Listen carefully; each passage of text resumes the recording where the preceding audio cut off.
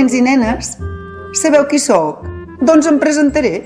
Jo sóc l'Ivan i amb aquest conte, que espero que us agradi molt, aprendreu a trobar la part positiva de les coses per treure el millor dels altres. Espero que us agradi molt. A l'Ivan sempre li han agradat molt els superherois. Se'n passa llibres i llibres on surten aquests personatges i gaudeix somiant que un dia serà com ells.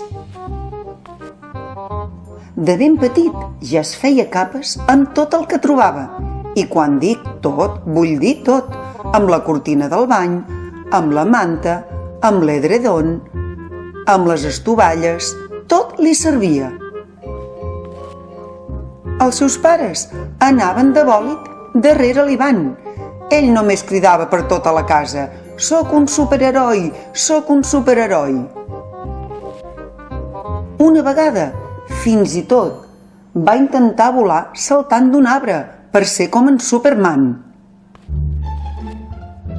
I un altre va intentar pujar un arbre ben alt com si fos l'Spiderman per penjar-se d'una branca a l'altra. Però és ben clar, no se'n va sortir. Ui, ui, quina patacada que m'he fet! Es passava el dia corrent per tota la casa perquè la capa volés. La mare estava desesperada.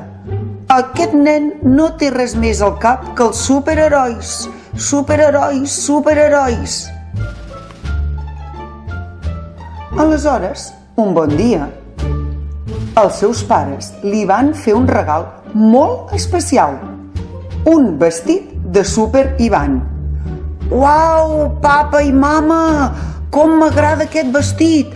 Ara sí que seré un superheroi de veritat! Gràcies, pare i mare, gràcies! La mare va pensar, potser ara ens deixarà tranquils i no agafarà més cortines, més edredons, més estovalles. Veig que li ha fet molta il·lusió. Visca, visca, que content que estic! Ara sí que sóc un superheroi de veritat! Visca! El seu pare li va explicar que els superherois no solament tenen una gran habilitat, sinó que també tenen pors, inseguretats i, sobretot, algun tret que els fa dèbils i els distingeix dels altres. I és que aquesta barreja és el que els fa veritablement especials i, sobretot, els ajuda a superar els problemes i resoldre situacions molt i molt complicades. Ara l'Ivan tenia una gran tasca pel davant, o més ben dit, el Super Ivan havia de descobrir quina era la seva gran habilitat. Primer va pensar en les seves pors, inseguretats i debilitats. El seu pare li havia explicat que els grans superherois també les tenien. Ell havia de descobrir quina era la seva i ben aviat la va trobar. La seva gran debilitat, la seva gran por, era la foscor. I des d'aquella nit, amb el seu fantàstic vestit de Super Ivan, es va proposar ser valent, molt valent, per vèncer la por. I l'Ivan no va tornar mai a veure les coses igual.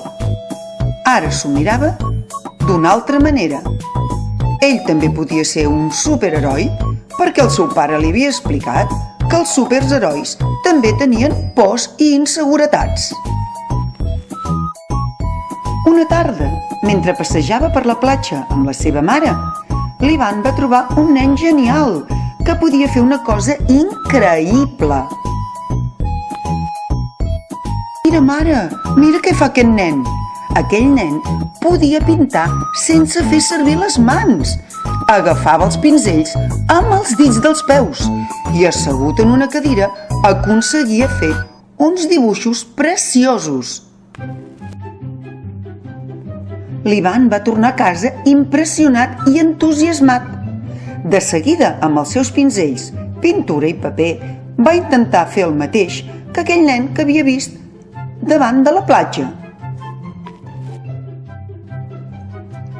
Ho va intentar 1, 2, 3, 4 i diverses vegades més, però no se'n va sortir. I així és com es va adonar que aquell nen no era un nen qualsevol. Era un supernen que sabia clarament quina era la seva habilitat. Però on era el seu vestit de superheroi? Es preguntava l'Ivan. Per què no en tenia cap? Aquell nen era un crac. L'Ivan li ho va explicar tot al pare i el pare va tenir la gran idea de portar-lo a conèixer uns altres supernens, dels quals podria aprendre sobre valentia, coratge, por, força i un piló de qualitats més. I amb l'ajuda de la seva mare van fer capes per a tots ells amb uns retalls de roba que feia temps tenia endreçats. L'Ivan estava molt content. Va conèixer una supernena que podia llegir sense veure-hi, fent servir sols els dits.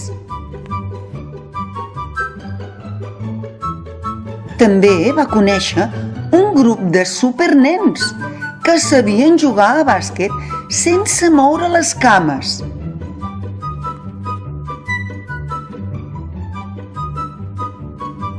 Va trobar una supernena capaç de parlar amb les mans.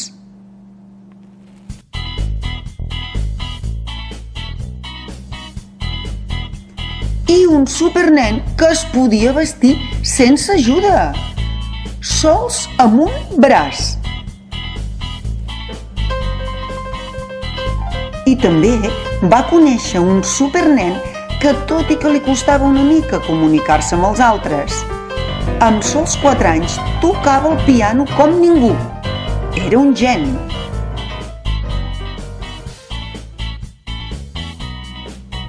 I una supernena molt amorosa i sociable que sempre somreia i feia abraçades. Aquella nit, en arribar a casa, estava tan emocionat que l'Ivan va intentar fer el que feien aquells nens que ell havia conegut i es va posar a caminar amb els ulls tancats. Va provar de canviar-se de roba sols amb un braç, però va ensopegar amb tot i es va fer un embolic amb els pantalons. L'Ivan estava una mica desanimat. Ell no sabia fer totes aquelles coses que feien aquells nens i nenes que havia conegut. En família van parlar sobre la importància de la perseverança i la mare li va dir que ell també era un supernen perquè tenia la capacitat de trobar sempre el millor dels altres i això el convertia en algú molt, molt especial. L'Ivan estava content d'haver conegut aquells nens i nenes que per a ell no eren solament diferents, eren definitivament uns supernens. Nens i nenes increïbles, amb habilitats impressionants, que com que tenen una discapacitat, s'esforcen més per desenvolupar-se i són capaços de fer coses grandioses. Siguem tots com l'Ivan. Obrim el nostre cor a tota classe de persones, sobretot aquelles que són diferents. Busquem sempre el millor dels altres, respectant les nostres diferències i aprenent-ne d'elles.